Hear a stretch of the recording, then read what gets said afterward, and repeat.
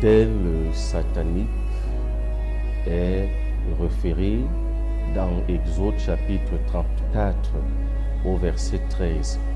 Il y a donc deux jeux importants dans cet autel. D'abord, le jeu de vouer un culte à une entité, et puis le jeu de l'attente. Mais plus profondément, c'est quoi un autel satanique? C'est un lieu où l'on, consciencieusement, librement, va nouer des alliances sataniques, maléfiques bien sûr, avec une entité.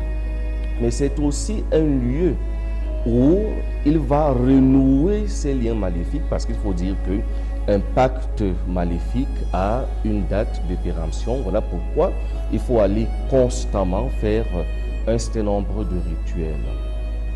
Et donc, en fonction de l'entité, il peut arriver par exemple que l'entité exige des libations existentielles, telles que l'eau, le vin rouge, l'huile de palme, etc.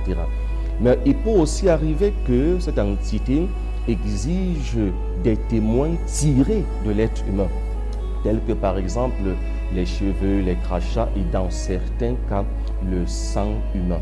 On peut donc comprendre aisément que l'autel de sorcellerie est aussi ce lieu où on vide l'être humain de son potentiel vital, ce qu'on appelle communément des grâces, qui va donc, lorsque tu es vidé de ton potentiel, cela justement désoriente ta vie.